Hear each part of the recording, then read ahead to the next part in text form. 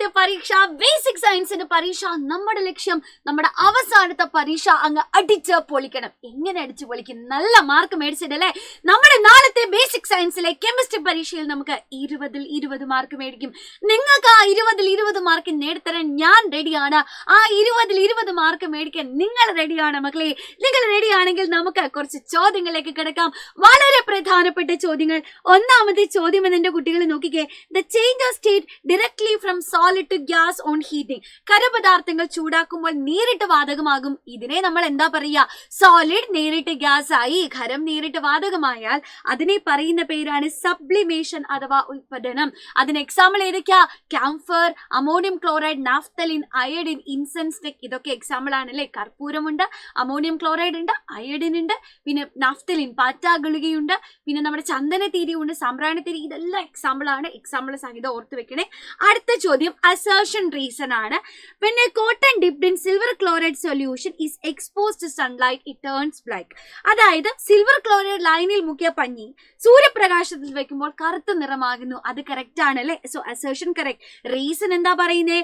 The silver chloride absorbs light energy and decomposes to silver and chlorine. അത് നമുക്കറിയാം. Silver ക്ലോറൈഡിനെ വെയിലത്ത് കൊണ്ടുവച്ചാൽ സിൽവർ ക്ലോറൈഡ് ലൈറ്റ് എനർജി അഥവാ പ്രകാശോർജത്തെ ആഗിരണം ചെയ്ത് സിൽവറും ക്ലോറിനുമായിട്ട് മാറും. അങ്ങനെയാണ് ആ പഞ്ഞി കറുത്തു പോകുന്നത്. കാരണം സിൽവർ എന്ന് പറഞ്ഞാൽ കറുത്ത കളറാണ്. അങ്ങനെ പഞ്ഞി കറുത്തു പോകുന്നു. അടുത്തത് എന്താ? This is an example for thermo chemical reaction. ഇതൊരു താപരാസ പ്രവർത്തനത്തിന് ഉദാഹരണമാണ്. ഇതൊരു താപരാസ പ്രവർത്തനത്തിന് ഉദാഹരണമാണോ? പൊട്ട തെറ്റല്ലേ? സോ ഇവിടെ ലൈറ്റ് എനർജിയാണ്. ലൈറ്റ് എനർജി വന്നാൽ അതിനെ നമ്മൾ ഫോട്ടോ കെമിക്കൽ റിയാക്ഷൻ, പ്രകാശരാസ പ്രവർത്തനം എന്നാ പറയാ. ഹീറ്റ് എനർജി വരുമ്പോഴാണ് അത് തെർമോ കെമിക്കൽ റിയാക്ഷൻ അല്ലെങ്കിൽ താപരാസ പ്രവർത്തനമായിട്ട് മാറുന്നത്. സോ ഇവിടെ അസേർഷൻ ശരിയാണ്, റീസൺ തെറ്റാണ്. A is true, R is false. Option C ആണ് ശരിയായിട്ടുള്ള ഉത്തരം. അടുത്ത ചോദ്യം. Why are certain medicines stored in brown colored bottles? What type of chemical reactions involved here? ചില മരുന്നുകൾ തവിട്ട് നിറത്തിലുള്ള കുപ്പികളിൽ സൂക്ഷിക്കുന്നു. എന്തുകൊണ്ട്? ഇതിൽ ഉൾപ്പെട്ടിരിക്കുന്ന രാസപ്രവർത്തനം ഏതാ മക്കളെ? എന്തുകൊണ്ടാണ്? ഇവിടെ ഏത് റിയാക്ഷനാണ് നടക്കുന്നത്? ഇവിടെ നടക്കുന്നത് ഫോട്ടോ കെമിക്കൽ റിയാക്ഷൻ ആണ് അഥവാ പ്രകാശരാസ പ്രവർത്തനം. ഈ പ്രകാശരാസ പ്രവർത്തനത്തിൽ നമുക്കറിയാം ഇങ്ങനെയുള്ള മരുന്നുകളെ ആ ബോട്ടിലിൽ വെക്കുന്നത് എന്തിനു വേണ്ടിയിട്ടാ? To prevent photo chemical reaction, പ്രകാശരാസ പ്രവർത്തനം തടയുന്നതിന് വേണ്ടിയിട്ടാണ് ഇവിടെ അങ്ങനെ ചെയ്യുന്നത്. കാരണം ഈ മരുന്നുകൾ എന്താ ചെയ്യാ? സൂര്യപ്രകാശത്തെ ആഗിരണം ചെയ്ത medicines in this bottle absorbs light energy and decomposes അല്ലെ. ഈ കുപ്പികളിലുള്ള മരുന്നുകൾ സൂര്യപ്രകാശത്തെ ആഗിരണം ചെയ്ത് വിഘടിക്കും. ഇത് തടയുന്നതിന് വേണ്ടിയിട്ടാണ് to prevent these medicines are stored in brown coloured bottles. ഇത് തടയുന്നതിന് വേണ്ടിയിട്ടാണ് മരുന്നിനെ നമ്മൾ തവിട്ട് നിറത്തിലുള്ള കുപ്പികളിൽ സൂക്ഷിച്ചു വെക്കുന്നത്. അപ്പൊ ഇവിടെ ഒരു ലൈറ്റ് എനർജി അബ്സോർബ് ചെയ്യുന്നത് കൊണ്ട് ഇതൊരു ഫോട്ടോ കെമിക്കൽ റിയാക്ഷൻ അഥവാ പ്രകാശരാസ പ്രവർത്തനം. അതൊരു ഇമ്പോർട്ടന്റ് ക്വസ്റ്റ്യൻ ആണ്. അതേപോലെ സിൽവർ ക്ലോറൈഡിനെ എന്തുകൊണ്ടാണ് ഡാർക്ക് ബോട്ടിൽസിൽ വെക്കുന്നത്? അതും കൂടെ സെയിം ഉത്തരമാണ്. രണ്ടിനും സെയിം ഉത്തരമാണ്. അതും കൂടെ ഓർത്ത് വെക്കുക. ചോദ്യം എന്താ നോക്കിക്കേ. State any two main postulates of Dalton atomic theory. Dalton atom സിദ്ധാന്തത്തിലെ പ്രധാനപ്പെട്ട 2 പോയിന്റുകൾ പറയാ. ജോൺ ഡാൾട്ടൺ എന്താ മക്കളെ പറഞ്ഞത്? All matter is made up of atom. എല്ലാ പദാർത്ഥങ്ങളും ആറ്റങ്ങളാൽ നിർമ്മിതമാണ്. Atom is the smallest particle that can participate in a chemical reaction. ഒരു രാസപ്രവർത്തനത്തിൽ പങ്കെടുക്കാൻ കഴിയുന്ന ഏറ്റവും ചെറിയ ആളാണ് ആറ്റം എന്ന് പറയുന്നത്. Atom cannot be divided. ഒരു രാസപ്രവർത്തനത്തിൽ ഒരിക്കലും ആറ്റത്തെ നമുക്ക് ഭാഗിക്കാൻ കഴിയില്ല. Atom cannot be created or destroyed. ആറ്റത്തെ ഉണ്ടാക്കുവാനോ നശിപ്പിക്കുവാനോ പറ്റില്ല. ഒരേ എലമെന്റിന്റെ all atoms of an element are of the same size, property and mass. ഒരു മൂലകത്തിന്റെ എല്ലാ ആറ്റങ്ങൾക്കും ഒരേ സൈസും സവിശേഷതയും മാസുമായിരിക്കും. ഡിഫറെന്റ് എലമെന്റ്സ് ആണെങ്കിൽ അതിലെ ആറ്റങ്ങളും ഡിഫറെന്റ് ആയിരിക്കും. സോ എല്ലാ പ്രോപ്പർട്ടീസും കറക്റ്റ് ആയിട്ട് അറിഞ്ഞിരിക്കുക. സ്റ്റേറ്റ്മെന്റ് തന്നിട്ട് ഇതിൽ ഏതാ ശരിയെന്ന് ചോദിക്കും. തെറ്റാണെങ്കിൽ കറക്റ്റ് ചെയ്യാൻ പറയാം. അസേർഷൻ റീസൺ ആയിട്ട് ചോദിക്കാം. ഡയറക്റ്റ് ആയിട്ട് എഴുതാൻ പറയാം. അപ്പൊ ഡാൾട്ടൺ അറ്റോമിക് തിയറി കറക്റ്റ് ആയിട്ട് എന്റെ കുട്ടികൾ അറിഞ്ഞിരിക്കണം. അടുത്ത ചോദ്യം. How does the energy and distance between particle changes when a liquid changes into gas? ഒരു ദ്രാവകം വാതകമായിട്ട് മാറുന്നു. മക്കളെ ഇങ്ങനെയുള്ള എന്ത് ചോദ്യം ചോദിച്ചാലും ഈ ഒരു ഡയഗ്രാം എന്റെ കുട്ടികളുടെ മനസ്സിൽ വേണം. ഏത് ഡയഗ്രാം മിസ് പറയുന്നത് മനസ്സിലായോ? പാർട്ടിക്കിൾസിന്റെ ഡയഗ്രാം, പാർട്ടിക്കിൾസിന്റെ അറേഞ്ച്മെന്റിന്റെ ഡയഗ്രാം. സോളിഡ് സ്റ്റേറ്റിലേക്ക് വരുമ്പോൾ അതിലെ പാർട്ടിക്കിൾസ് ഇതാ ഇങ്ങനെയുള്ളത്. നിങ്ങൾ ക്വസ്റ്റ്യൻ പേപ്പറിന്റെ സൈഡിൽ വരച്ചു വെച്ചോ. ക്വസ്റ്റ്യൻ പേപ്പർ കൈ കിട്ടുമ്പോൾ ഇതുപോലൊരു ചോദ്യം എന്നാ വരച്ചു വെച്ചോ. ലിക്വിഡ് സ്റ്റേറ്റിലേക്ക് വരുമ്പോൾ ദാ പാർട്ടിക്കിൾസ് ഇങ്ങനെയാണ് ഉണ്ടാവുക. എന്നാൽ ഗേഷ്യസ് സ്റ്റേറ്റിലേക്ക് വരുമ്പോൾ ദാ ഇങ്ങനെയും അല്ലേ. സോ എന്റെ കുട്ടികൾ നോക്കിക്കേ, ലിക്വിഡ് നമ്മളോട് പറഞ്ഞത് ലിക്വിഡ് ഗ്യാസ് ആവും. നമുക്ക് അത് മാത്രം നോക്കാം. ഒരു ലിക്വിഡ് ഗ്യാസ് ആയിട്ട് മാറുമ്പോൾ പാർട്ടിക്കിൾസിന്റെ ഇടയിലുള്ള ഡിസ്റ്റൻസ് കൂടി, കണികകൾക്കിടയിലുള്ള അകലം കൂടി. ഡിസ്റ്റൻസ് കൂടുമ്പോൾ അവിടെ അട്രാക്ഷൻ, ആകർഷണം കുറയും. ആകർഷണം കുറഞ്ഞാൽ ഈസി ആയിട്ട് മൂവ് ചെയ്യാം. സോ ലിക്വിഡ് ഗ്യാസ് ആയിട്ട് മാറുമ്പോൾ അവിടെയുള്ള മൂവ്മെന്റ് അഥവാ ചലനം കൂടുന്നതായിട്ട് കാണാൻ പറ്റും. മൂവ്മെന്റ് കൂടിക്കഴിഞ്ഞാൽ എനർജി കൂടും, ശരിയല്ലേ? മൂവ്മെന്റ് കുറവാണെങ്കിൽ എനർജി കുറവാ, മൂവ്മെന്റ് കൂടിയാൽ എനർജിയും കൂടും. ഓർത്ത് വെക്കണം കേട്ടോ. അപ്പൊ ഒരു ലിക്വിഡ് ഗ്യാസ് ആകുമ്പോൾ അവിടുത്തെ മൂവ്മെന്റ് ആൻഡ് എനർജി ഇൻക്രീസ് ചെയ്യുന്നു അല്ലെ. ഡിസ്റ്റൻസ് കൂടുന്നു, അട്രാക്ഷൻ കുറയുന്നു, മൂവ്മെന്റ് ആൻഡ് എനർജി ഇൻക്രീസ് ചെയ്യുന്നു. ഒരു ദ്രാവകം വാതകമാകുമ്പോൾ കണികകൾക്കിടയിലുള്ള അകലം കൂടുന്നു, ആകർഷണം കുറയുന്നു, ചലനവും ഊർജവും കൂടുന്നു. ഇനി ഏത് രീതിയിലും ചോദിക്കാം. ഇതുപോലെ തിരിച്ച് ഗ്യാസ് സോളിഡ് ആകുമ്പോൾ എന്താ സംഭവിക്കും? ഈ ഡയഗ്രം ഉണ്ടെങ്കിൽ എല്ലാം എഴുതാം. ഗ്യാസ് സോളിഡ് ആകുമ്പോൾ പാർട്ടിക്കിൾസിന്റെ ഡിസ്റ്റൻസ് കുറയും. ഡിസ്റ്റൻസ് കുറഞ്ഞാൽ അട്രാക്ഷൻ കൂടും, അട്രാക്ഷൻ കൂടിയ മൂവ്മെന്റ് എനർജിയും കുറയും, ശരിയല്ലേ?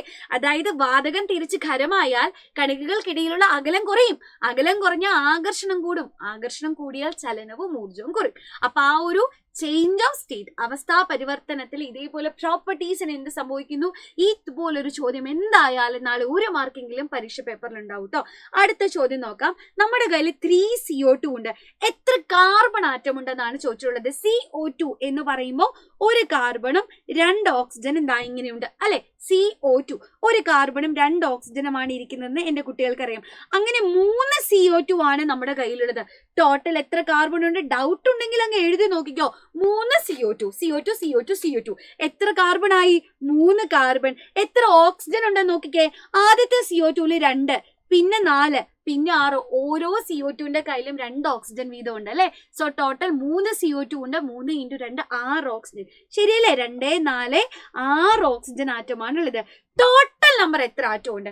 ഒരു കാർബൺ ഡൈ ഓക്സൈഡ് എടുത്താൽ ഒരു കാർബണും 2 ഓക്സിജനും, ടോട്ടൽ ഉള്ളത് 3 ആറ്റം അല്ലെ.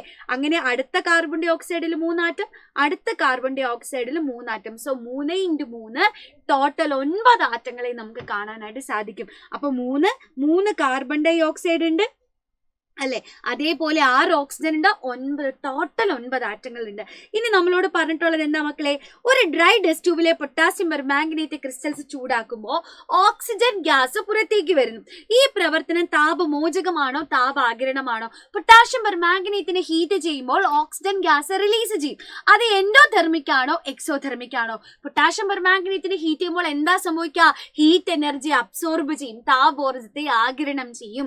ഹീറ്റ് എനർജി അബ്സോർബ് ചെയ്താൽ അത് താപാകിരണ പ്രവർത്തനം അഥവാ എൻഡോതെർമിക് റിയാക്ഷൻ ആണ്. അടുത്തത് ഇതിലെ ഊർജ്ജ രൂപം ഏതാ മക്കളെ? ഇതിൽ ആഗിരണം ചെയ്യപ്പെട്ട പ്രധാന ഊർജ്ജ രൂപം, അബ്സോർബ് ചെയ്ത എനർജി ഏതാണെന്നാണ്. ഏത് റിയാക്ഷനാ? എൻഡോതെർമിക്ക. ഏത് എനർജിയാ? ഇവിടെ താപോർജ്ജത്തെ, ശരിയല്ലേ? താപോർജ്ജം അഥവാ ഹീറ്റ് എനർജീനെയാണ് ഇവിടെ അബ്സോർബ് ചെയ്യുന്നത്. അടുത്ത ചോദ്യത്തിലേക്ക് പോവാം. N2+H2 giving 2NH3. Reactants and പ്രോഡക്ട്സിനെ കണ്ടുപിടിക്കാനാണ് നമ്മളോട് പറഞ്ഞിട്ടുള്ളത്. അഭികാരകങ്ങളും ഉൽപ്പന്നങ്ങളും. രാസപ്രവർത്തനത്തിൽ പങ്കെടുക്കുന്ന ആൾക്കാരാണ് നമ്മുടെ റിയാക്ടൻസ്. ഇവിടെ റിയാക്ഷനിൽ പങ്കെടുത്തത് നൈട്രജനും ഹൈഡ്രജനുമാണ്. സോ നമ്മുടെ റിയാക്ടൻസ് അഥവാ അഭികാരകം സാറെന്ന് എഴുതുന്നുണ്ട് കേട്ടോ. അതാരൊക്കെയാ? നൈട്രജനും ഹൈഡ്രജനും. പുതിയതായിട്ടുണ്ടായ ആളെയാണ് നമ്മൾ പ്രോഡക്റ്റ് എന്ന് പറയുക. നൈട്രജനും ഹൈഡ്രജനും കൂടി ചേർന്ന് പുതിയതായിട്ടുണ്ടായത് ഇവിടെ NH3 അഥവാ അമോണിയാണ്. സോ നമ്മുടെ പ്രോഡക്റ്റ് അഥവാ ഉൽപ്പന്നം എന്ന് പറയുന്നത് ഇവിടെ NH3 അഥവാ അമോണിയാണ്.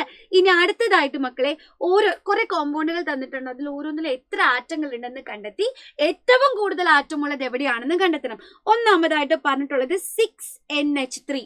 3 അമോണിയാണ്. ഇതാ 6 അമോണിയ അല്ലെ. NH3 NH3 NH3 NH3 NH3 NH3 ഇങ്ങനെ 6 അമോണിയ മോളിക്യൂൾസ് ഉണ്ട്. അപ്പൊ ടോട്ടൽ എത്ര ആറ്റം ഉണ്ടാവും? ഒരു അമോണിയയിൽ എത്ര ആറ്റം ഉണ്ടെന്ന് നോക്കിക്കേ. ഒരു നൈട്രജനും 3 ഹൈഡ്രജനും, ശരിയല്ലേ? ഒരു നൈട്രജനും 3 ഹൈഡ്രജനും. അപ്പൊ ടോട്ടൽ എത്ര ആറ്റമായി? ടോട്ടൽ 4 ആറ്റമായി. അങ്ങനെ എത്ര അമോണിയ ഉണ്ടെന്ന് നോക്കിക്കേ. ഇവിടെ 4 atom 4 atom 4 atom 4 atom 4 atom അല്ലേ. സോ 4, 8, 12, 16, 20, 24. ഒരു അമോണിയ എടുത്താൽ അതിൽ 4 ആറ്റം ഉണ്ട്. സോ 6 അമോണിയയിൽ എത്രയുണ്ടാവും മക്കളെ? 6 × 4 24 ആറ്റമാണ് ടോട്ടൽ ഉള്ളത്. ഓക്കെ, അടുത്തത് എന്താ? H2O. 2 വാട്ടറേ ഉള്ളൂ. യോ പാവം, 2H2O അല്ലെ. ഒരു H2Oയില് H2O 2 വെള്ളമുണ്ട്. ഒരു വാട്ടറിൽ എത്ര ആറ്റങ്ങൾ ഉണ്ടെന്ന് നോക്കിക്കേ. 2 ഹൈഡ്രജനും 1 ഓക്സിജനും, ടോട്ടൽ 3 ആറ്റം അല്ലെ. അങ്ങനെ നമുക്കറിയാം നമ്മുടെ കയ്യിൽ ഒരു വെള്ളത്തിൽ 3 ആറ്റം. അപ്പൊ 2 വെള്ളത്തിൽ 3 × 2 ടോട്ടൽ 6 ആറ്റമാണ് ഉള്ളത്. അടുത്തതാര മക്കളെ നമ്മളോട് പറഞ്ഞിട്ടുള്ളത്? NO2 ആണ്. 3 NO2 ഉണ്ട്. സോ ഒരു NO2ൽ എത്ര ആറ്റമാ? 1 നൈട്രജനും 2 ഓക്സിജനും. ഒരു NO2ലുള്ളത് 3 ആറ്റമാണ്. നമ്മുടെ കയ്യിലുള്ളത് എത്ര NO2 ആ? 3 NO2. സോ 3 NO2ൽ എത്ര ടോട്ടൽ ആറ്റം ഉണ്ടാകും? 3 × 3 9. സെയിം. ഒരു പേനയ്ക്ക് 3 രൂപ. 3 പേനയ്ക്ക് എത്ര രൂപ? 3 × 3 9.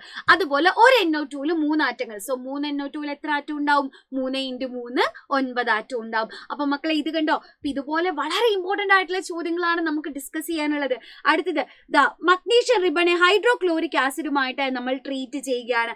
അങ്ങനെയാണെങ്കിൽ ഒരു ബേണിംഗ് മാസ്റ്റിക് കൊണ്ടുവന്നു കഴിഞ്ഞാൽ എന്താണ് സംഭവിക്കുക? അപ്പൊ മക്കളെ മഗ്നീഷ്യത്തെ ഹൈഡ്രോക്ലോറിക് ആസിഡുമായിട്ട് റിയാക്ട് ചെയ്യുന്ന സമയത്ത് അവിടെ ഹൈഡ്രജൻ വാതകം പുറത്തേക്ക് വരും. ശരിയല്ലേ? അവിടെ ഹൈഡ്രജൻ വാതകം പുറത്തേക്ക് വരും. ആ ഹൈഡ്രജൻ എന്ന് പറയുന്ന ഗ്യാസ് കത്താൻ സഹായിക്കുന്ന വാതകമാണ്. ഇൻഫ്ലേമബിൾ ഗ്യാസ് ആണ്. സോ നമുക്ക് എന്താ കാണാൻ പറ്റുക?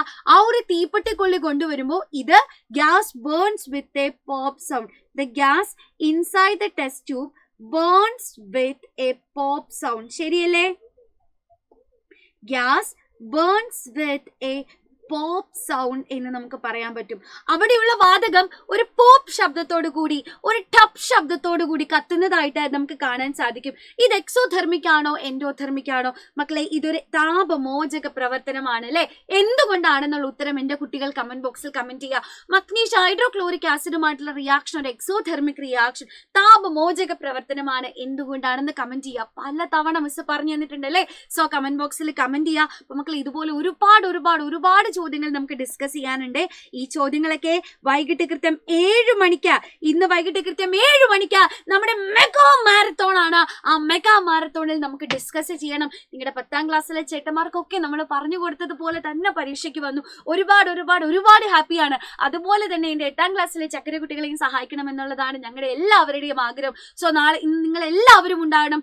ഇന്ന് വൈകിട്ട് കൃത്യം 7 മണിയുടെ ലൈവില് എല്ലാ മക്കളും ഉണ്ടാവണം. നാളത്തെ പരീക്ഷ നമുക്ക് അടിപൊളിയായിട്ട് എഴുതണം കേട്ടോ. സോ നിങ്ങൾക്ക് ആ ഒരു 20ൽ 20 മാർക്ക് മേടിച്ച് തരാൻ വേണ്ടി ഞാനിങ്ങനെ കാത്തിരിക്കുകയാണ് ലൈവിന് വേണ്ടിയിട്ട്. അപ്പൊ നിങ്ങളുടെ കുട്ടികളുടെ എല്ലാവരും കൂട്ടുക. ഈ വീഡിയോ ഇഷ്ടമായാൽ മാക്സിമം ഫ്രണ്ട്സിന്റെ അടുത്തേക്ക് ഷെയർ ചെയ്തെത്തിക്കുക കേട്ടോ. സോ വൈകിട്ട് കൃത്യം 7 മണിക്ക് കാണാം. ചോദ്യത്തിന്റെ ഉത്തരം കമന്റ് ചെയ്യാൻ മറക്കണ്ട. ഞാൻ നോക്കും കേട്ടോ. So all the best.